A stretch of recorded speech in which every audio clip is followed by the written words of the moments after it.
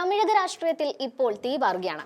Tamil super താരം വിജയുടെ രാഷ്ട്രീയ പ്രവേശനവും തുടർന്നുണ്ടായ നിർണായക സംഭവ വികാസങ്ങളും DMKയുടെയും BJPയുടെയും നെഞ്ചെടുപ്പ് കൂട്ടുകയാണ്.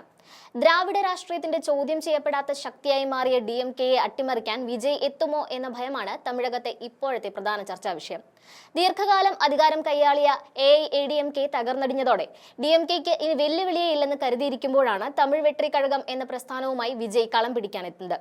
DMKയെയും BJPയെയും ഒരുപോലെ എതിർത്തുകൊണ്ടാണ് താരം സ്വന്തം പാർട്ടി പ്രഖ്യാപിച്ചത്. എന്നാൽ കാര്യങ്ങൾ കൈവിട്ടു പോകുന്ന സ്ഥിതിയാണ് ഇപ്പോഴുള്ളത്. വിജയ് തന്റെ രാഷ്ട്രീയ വിശദീകരണ റാലികൾക്ക് തുടക്കമിട്ടപ്പോൾ തന്നെ DMKയുടെ ഭാഗത്ത് നിന്ന് ശക്തമായ എതിർപ്പാണ് ഉയർന്നു വന്നത്. റാലികളിൽ വന്നവരിൽ 90% ആരാധകർ മാത്രമാണെന്നും ഒരു തിരഞ്ഞെടുപ്പോടെ TVക്ക് ആളില്ലാ പാർട്ടിയായി മാറുമെന്നുമായിരുന്നു DMKയുടെ വിലയിരുത്തൽ. എന്നാൽ തമിഴകത്തെ പിടിച്ചുലച്ച കരൂർ ദുരന്തം വിജയുടെ രാഷ്ട്രീയ ലൈൻ മാറ്റി എഴുതുകയാണെന്നാണ് സൂചനകൾ.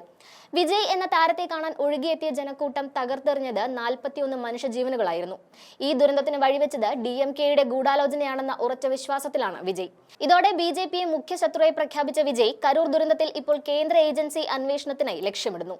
കരൂർ ദുരന്തഭൂമിയിൽ നിന്ന് വിജയ് ആരും അറിയാതെ മുങ്ങിയെന്ന ആരോപണം താരത്തെ പ്രതിരോധത്തിലാക്കി.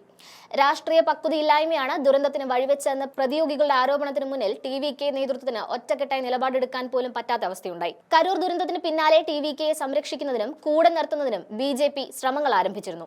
കേന്ദ്ര ആഭ്യന്തരമന്ത്രി അമിത് ഷായെ വിജയെ വിളിച്ചു, പക്ഷേ താരം സംസാരിക്കാൻ പോലും തയ്യാറായില്ല. ഇതിനിടെ DMKയെ തോൽപ്പിക്കാൻ ഒരുമിക്കണമെന്ന ആവശ്യം ഉയർത്തിക്കൊണ്ട് AIADMK നേതാവ് എടപ്പാടി പളനിസ്വാമി വിജയെ ക്ഷണിക്കുകയും AIADMK TVK സഖ്യത്തിന് സൂചന നൽകുകയും ചെയ്തിരിക്കുകയാണ്. BJP AIADMK സഖ്യത്തിനൊപ്പം വിജയ് ചേരുമോ എന്ന ചോദ്യമാണ് തമിഴകത്ത് ഇപ്പോൾ തീവ്ര ചർച്ചയാകുന്നത്. ഇവിടെയാണ് ഭരണകൂടത്തിന്റെ നിലപാടുകൾ സംശയമുണർത്തുന്നത്.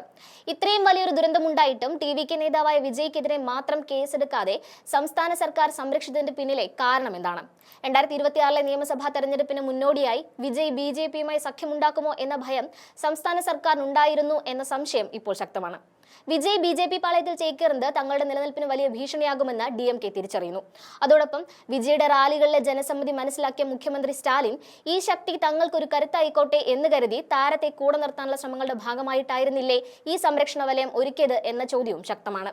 BJPയെയും DMKയെയും ഒരുമിച്ച് നേരിടാനായിരുന്നു TVK ലക്ഷ്യമിട്ടത്. എന്നാൽ സംഘാടനത്തിലെ വീഴ്ചയിൽ നിലനിൽപ്പ് പോലും ഭീഷണിയിലായ TVKയ്ക്ക് തനിച്ചുള്ള പോരാട്ടം എളുപ്പമാകില്ലെന്ന് വിജയ് തിരിച്ചറിഞ്ഞിരിക്കുന്നു.